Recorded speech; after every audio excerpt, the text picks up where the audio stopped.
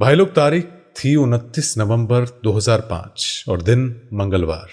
मोहम्मदाबाद के तत्कालीन भाजपा विधायक कृष्णानंद राय को अपने विधानसभा क्षेत्र के सीआरडी गांव में एक क्रिकेट टूर्नामेंट के उद्घाटन करने जाना था। वो उद्घाटन करके लौट रहे थे और इसी दौरान बसनकी इलाके में पहले से घात लगाए शूटरों ने ऑटोमेटिक राइफल से उनके काफिले पर हमला कर दिया और इस हमले में कृष्णानंद राय सहित कुल 7 लोग मारे गए थे। इस हत्याकांड में पश्चिमी उत्तर प्रदेश के उसिंग गैंगस्टर संजीव जीवा का नाम सामने आया था और जिसकी बुधवार को लखनऊ कचहरी में सरेआम सबके सामने गोलियां मारकर हत्या कर दी गई। और उस वक्त कृष्णानंद राय की हत्या की रिपोर्टिंग करने वाले वरिष्ठ पत्रकार जयशंकर राय की माने तो जीवा ने विधायक की गाड़ी के बोनट पर चढ़कर AK-47 से गोलियां मारी थी और जो कि सीधे उसके सर पर लगी थी। तो अब आप सोच रहे होंगे कि यह संजीव जीवा क्या वाकई में इतना खूंखार गैंगस्टर था? तो चलिए मामा लोग, इसके लिए 90 के दशक के कुछ पन्ने पलटाते हैं और पूरा का पूरा रक्त चरित्र है इस कुख्यात के नाम। और संजीव जीवा दरअसल यूपी पुलिस के लिए खौफ का पहला नाम था। उसकी तुत्थी पश्चिमी उत्तर प्रदेश, राजस्थान, हरियाणा और दिल्ली तक में बोलती थी। अब जिन दिनों यूपी में बहती गैंग शुरू हुआ था, तभी जीवा ने भी जिंदगी में अपराध जगत का स्वाद चखना शुरू कर दिया था। कह सकते हैं कि इसकी तुलना भी 5 लाख के इनामी और फरार चल रहे बदमाश मदन सिंह वधू और मुकीम काला जैसे से हुआ करती थी।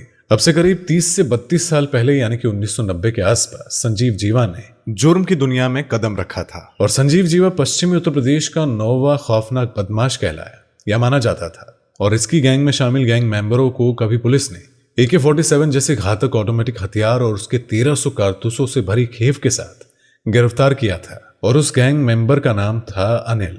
यूपी पुलिस के ही एक एनकाउंटर स्पेशलिस्ट की माने तो किसी जमाने में यही संजीव जीवा पेट पालने के लिए एक दवाखाने में कंपाउंडर का काम किया करता था।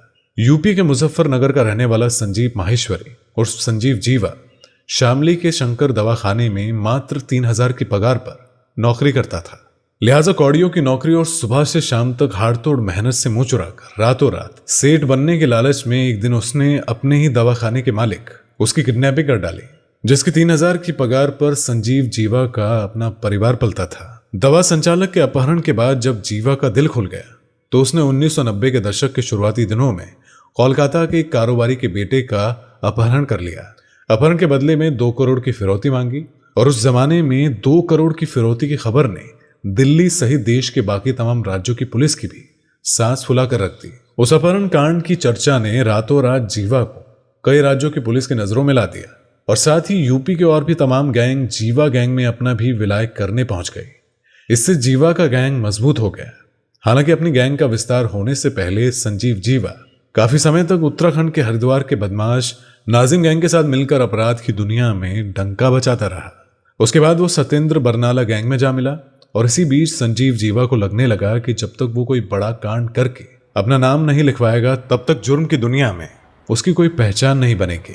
लिहाजा एक दिन 10 फरवरी 1997 को मौका हाथ लगते ही उसने भाजपा के कद्दावर नेता ब्रह्मानंद द्विवेदी को मौत के घाट उतारकर अपना पूरा रक्त चरित्र रच डाला। इस केस के बाद जीवा को उम्र कैद की सजा भी हुई और ब्रह्मानंद हत्याकांड मानो जीवा के जुर्म की दुनिया में टर्निंग पॉइंट साबित हुआ।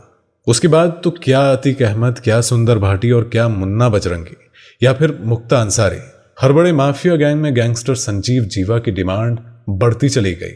इसी बढ़ती डिमांड के बीच संजीव जीवा ने साथ पकड़ा तब के पूर्वांचल के बदनाम नाम रहे गैंगस्टर मुन्ना बजरंगी का, क्योंकि उन दिनों मुन्ना बजरंगी की तूती बोला करती थी। मुन्ना बजरंगी गैंग में काम करने के बाद जब जीवा का मन भर गया तो वो मुख्तार अंसारी में शामिल हो गया। कहते हैं मुख्तार अंसारी का सिर पर वरदाना हासिल हुआ तो संजीव जीवा हो गया बावला। पूरा गैंग लेकर जाता और अपने दुश्मन के खेमे में गन, गोली और गैंग वॉर से खलबली मचा देता। कहते हैं मुख्तार की छत्रछाया में जीवा बेकाबू हो गया था। अब उसे रोकना असंभव था। मुख्तार का एक इशारा और जीवा किसी का भी राम नाम सत्य कर डालता। इस तरह इन गुरु चेले की जोड़ी ने पूरे पूर्वांचल में खूब आतंक मचाया। कोयला खादानों पर बेपना कब्जा, रेलवे के ठेके, शराब के ठेके। जीवा के आतंक के बल पर रातों रात मुख्तार के नाम हो जाते। इस तरह से मुख्तार बन गया पूरे पूर्वांचल का सबसे अमीर माफिया डॉन। यूपी पुलिस सूत्रों की माने तो संजीव जीवा के ऊपर 22 मुकदमे दर्ज थे। जिले में 17 से 18 में वो बरी हो चुका था और वहीं संजीव जीवा ने साल 2017 में बड़े बिजनेसमैन अमित दीक्षित उर्फ गोल्डी हत्याकांड को अंजाम दिया था। अब हम बात करें गैंगस्टर जीवा के सबसे बड़े कांड की, तो यूपी के वरिष्ठ पत्रकार जयशंकर राय बताते हैं कि उस दिन क्षेत्र के मनिया मिर्जा और बाद में प्रदेश प्रियतोषी गोष्ठी आयोजन किया गया था। इस गोष्ठी में कृषि विशेषज्ञ के साथ थी अन्य विषय के विशेषज्ञों को वक्ता के तौर पर बुलाया गया था और गोष्ठी का समापन जिला अधिकारी को करना था। दोपहर के 2:45 हुए होंगे, तभी जिलाधिकारी के मोबाइल पर उन्हें कुछ सूचना दी जाती है। कॉल सुनने के बाद खेद व्यक्त करते हुए डीएम कार्यालय के लिए निकल पड़े और इस दौरान पत्रकार राय को किसी स्थानीय जानने वाले ने यह सूचना दी गई कि बसनिया चट्टी में गोलीबारी चल रही है। वो अपने दूसरे सहयोगी के साथ घटनास्थल पर 3:20 तक पहुंच चुके थे। राय ने बताया कि वहां की स्थिति भयानक थी। एक गाड़ी में कृष्णानंद राय पीछे की सीट पर और अगली सीट पर उनका गणेन नीरू भाई उपाध्याय का शव पड़ा था और बाकी अन्य 5 लोगों की लाश गाड़ियों के आसपास सड़क पर गिरी हुई थी। ऐसा इसलिए था क्योंकि गोलीबारी होने के साथ ही गाड़ियों में कृष्णानंद राय के समर्थक उतरकर सुरक्षित जगह छुपने के प्रयास में भागे थे। और जयशंकर राय ने बताया कि इस कदर फायरिंग हुई थी कि गाड़ी का एक हिस्सा पूरी तरह से छलनी हो चुका था। और कृष्णानंद राय ने करीब 2 बजे सीआरडी गांव में क्रिकेट मैच का उद्घाटन किया था और वहां से निकलकर उन्हें कनुगांव गांव जाना था। और विधायक राय की पहले से ही कनुवानी गांव जाने की कोई योजना नहीं थी। क्रिकेट मैच के उद्घाटन के बाद वहां से निकलते समय उनके कुछ सहयोगी ने कनुवानी चलने को प्रस्ताव दिया था और सीआईडी से कनुवान के लिए अभी विधायक राय करीब 1 किलोमीटर ही चले होंगे कि आगे एक 4 पहिया गाड़ी रास्ता रोककर खड़ी थी और गाड़ी की ड्राइविंग सीट खाली थी। अब जब तक कोई कुछ समझ पाता तब तक कृष्णानंद राय की गाड़ी पर ताबड़तोड़ फायरिंग होने लगी। पत्रकार राय के अनुसार संजीव जीवा ने विधायक की गाड़ी के बोनट पर चढ़कर AK-47 से गोलियां बरसाई थी और जो कि उनके सर पर लगी बताई जाती है।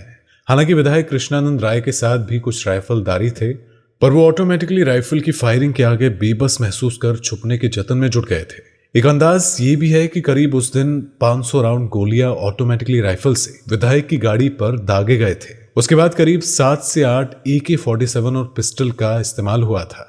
मौके पर इस फायरिंग में कुल 7 लोग मारे गए थे। जानकारों का कहना है कि विधायक कृष्णानंद राय प्रतिदिन क्षेत्र में आयोजित कार्यक्रम में हिस्सा लेने के लिए अपने बुलेट प्रूफ गाड़ी से जाते थे। उस दिन भी उनके शुभचिंतकों ने उन्हें बुलेट प्रूफ गाड़ी से ही चलने को कहा था। हालांकि शायद इस तरह की घटना रही होने को लेकर कृष्णानंद राय पूरी तरह से आश्वस्त थे और वो खुद के पर्सनल गार्ड लेकर चलते थे।